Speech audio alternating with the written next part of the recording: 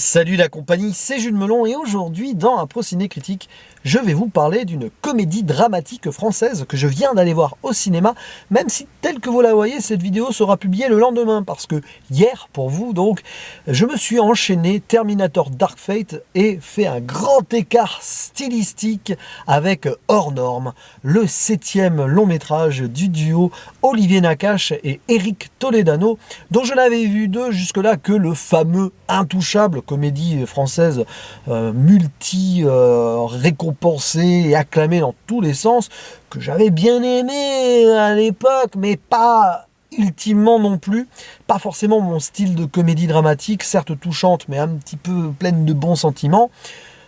Peut-être parfois trop et maladroitement. C'est d'ailleurs un peu pour cela que j'avais traîné les pieds à l'idée d'aller voir Hors Norme au cinéma, mais bon, les critiques assez dithyrambiques et quelques retours positifs, notamment de l'ami Nick Auciné qui nous a dit sur un réseau social « vas-y, fonce », bah finalement ont attisé ma curiosité. Je suis donc allé le voir dans mon petit cinéma indépendant. Au casting de ce Hors Norme, on retrouve deux acteurs majeurs, Vincent Cassel dans le rôle de Bruno et Reda Kateb dans celui de Malik. On va aussi citer quelques acteurs secondaires, notamment Hélène Vincent qui joue une mère poignante dans le film et qu'on avait pu apprécier il y a longtemps déjà dans le cultissime La vie est un long fleuve tranquille. Et puis des jeunes acteurs qui se révèlent aussi par cette œuvre, notamment Brian Mialundama, voilà, j'ai pas envie d'écorcher son nom, qui joue Dylan, un jeune en réinsertion, tout ça, qui s'occupe donc d'autres jeunes, on va en parler, et aussi quelques acteurs, donc ces fameux jeunes atteints d'autisme, qui est lui-même atteint d'autisme. Joseph, le personnage, son nom c'est Benjamin Le Sieur, probablement le plus touchant de tous ces acteurs-là, puisqu'on sent le réalisme presque de sa souffrance et aussi de son envie de vivre tout au long du métrage. Donc, film basé sur des faits réels.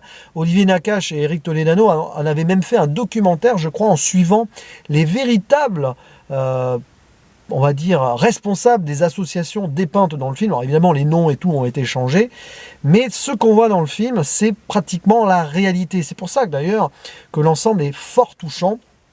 L'histoire donc on va dire de Bruno, un juif pratiquant qui a une association avec laquelle il s'occupe de jeunes en difficulté, on va dire mentale, enfin ils sont atteints d'autisme, ils sont violents, on ne peut pas vraiment les insérer dans la société, du moins la société les considère comme presque indésirables, c'est montré comme ça, et il a besoin d'aide, ce monsieur, pour faire tourner son association, sauf que il n'y a pas beaucoup de gens qui veulent s'engager pour aider ces jeunes-là parce que c'est très imprévisible.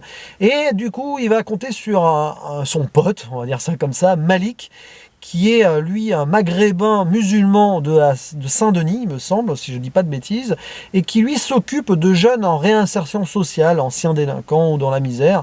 Et donc, il va prêter ces jeunes-là afin qu'ils travaillent dans l'association de Bruno pour aider on va dire les jeunes atteints de divers troubles psychologiques ou bref, certaines maladies, c'est un peu entre les deux parce que voilà, j'ignore la terminaison médicale exacte autour de ces problèmes-là.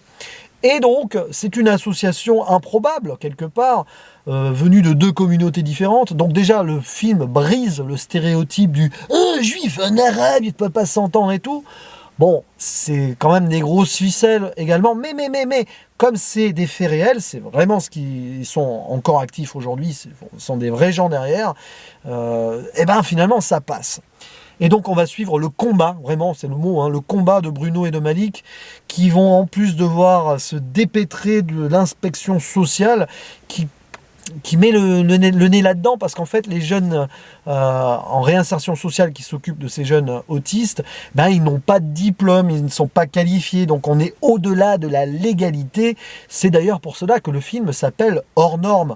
Rien qu'avec ces deux mots-là, on a l'allégorie complète de l'histoire, puisque les personnages autistes du film sont hors normes. D'ailleurs, la norme de la société ne veut pas d'eux. Et du coup, les responsables de ces associations sont obligés d'aller au-delà des normes afin de faire fonctionner tout cela. Parce que sinon, sans aide véritable du gouvernement et de l'État, rien n'est possible. Et du coup, ces jeunes autistes seraient à l'hôpital avec des traitements durs, etc. Donc, en fait, ce film est un hymne à la vie. Et est-ce que j'ai aimé ? Franchement, on ne peut pas ne pas aimer ce film. On ne peut pas ne pas être touché parce qu'on sait, on voit ce qui se passe, on sait que c'est réel. C'est profondément... C'est pas larmoyant. Pour autant, c'est quand même une comédie dramatique, il y a de l'humour, on voit le feel-good un petit peu de la vie de ces associations-là, donc ça passe. Enfin, l'association principale de Bruno, il y a des moments durs, il y a des moments drôles, il y a des moments de vie, tout simplement. Ça, c'est bien montré par Nakache et Toledano. Donc oui, j'ai apprécié ce film, mais on reste dans le côté très lisse. Le fait que ce soit réaliste et réel, enfin basé sur des faits réels, fait que finalement on est sur des terrains jalonnés et on voit les choses se passer de façon, on va dire, simple et on n'est pas surpris. En même temps, c'est pas le film qui te donne envie d'être surpris non plus, mais on reste dans une sorte de classicisme très convenu. J'ai un peu l'impression d'avoir vu ce genre de comédie dramatique, certes très importante à voir et qui relève des soucis qu'il ne faut pas ignorer, mais j'ai l'impression d'avoir vu ça déjà au moins une dizaine de fois ces 10 dernières années, et encore là j'extrapole le nombre de fois sur le nombre d'années. Et oui, je ressors de là très convaincu, touché, un petit peu fébrile. Voilà, j'ai du mal à parler de ce film à chaud. Donc oui, mais je ne peux pas nier non plus que c'est très académique. Même les acteurs, bon, ils sont très bons, hein. Vincent Cassel et Reda Kateb sont excellents, il n'y a pas de souci. Mais on voit que c'est travaillé, que c'est très codé.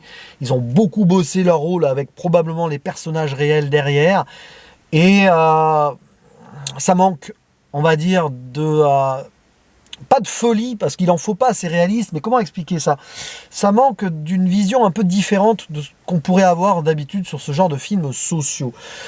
Cette année, on en a eu des bons films sociaux français, enfin ces 2 dernières années, il n'y a pas de problème. Mais par exemple, je préférerais, sorti cette année, Grâce à Dieu, qui est beaucoup plus déchirant, qui va même au-delà d'un certain politiquement correct, qui met les pieds dans le plat. Là, c'est un film social et politique, oui, mais d'une certaine façon convenue et qui traite un petit peu le sujet des banlieues aussi, bon, de façon vague, mais quand même pas tant que ça, de façon assez classique. Bon, par contre, oui, film important, d'autant plus que les associations pour le droit à la vie normale des jeunes autistes, les associations sont derrière. Une partie des recettes d'ailleurs de ce métrage sera reversée à ces associations. Donc c'est aussi de bon cœur et c'est une bonne action que d'aller payer sa place et d'aller voir ce film. Donc je vous engage à y aller au moins que pour ça. Et puis ça dresse voilà, un témoignage réel et dur aussi, même si poignant et touchant et un peu drôle, de cette réalité-là. Ça montre qu'il faut toujours se battre, quoi qu'il arrive, et que la société ne donne pas forcément les armes pour cela. Alors dans ce cas, autant prendre les problèmes à bras-le-corps et du coup se donner à fond. Ça a l'air difficile parfois, donc pour ces personnages principaux, Bruno et Malik, qui vraiment presque en souffrent d'une certaine manière, mais on va dire que la récompense est tellement belle de voir le sourire sur ces jeunes-là que voilà, vous avez 2 groupes de jeunes, d'un côté en réinsertion et de l'autre côté atteints d'autisme, qui souffrent dans leur vie pour des raisons différentes et qui s'aident entre eux. Chacun va gagner de l'autre. Donc là, c'est très classique, mais bon, ça marche, ça fait mouche, il n'y a pas de problème. C'est donc un film important à aller voir, même si je ne le classerai pas parmi mes meilleurs films de l'année, je vais quand même monter à 7 sur 10 sur Sens Critique parce que ça ne mérite pas en dessous. Voilà. Après, côté mise en scène et tout, on accroche ou on n'accroche pas. On va pas dire que Nakache et Toledano sont des grands génies de la caméra, mais il y a quand même des idées de mise en scène. Le côté souvent caméra à l'épaule, d'ailleurs le film s'ouvre sur une poursuite et tout, voilà, on est dans l'urgence, l'urgence ça fourmille dans tous les sens, on voit que c'est un combat de tous les jours, donc la mise en scène et le rythme sont assez saccadés par moments, et donc ça c'est bien fait, c'est bien trouvé, c'est peut-être le côté, le seul véritable côté hors académique de l'ensemble, donc oui, il y a quand même une vision derrière, c'est pas n'importe quoi, c'est bien fait, voilà, c'est un bon film, bien fait, qui touche, qui est important à voir, qui reflète une véritable tragédie de notre société. Et voilà, ça me permettra de conclure là-dessus. Peut-être ça fait un peu mode bisounours et naïf, mais le film ne l'est pas tant que ça quand même, donc ça va.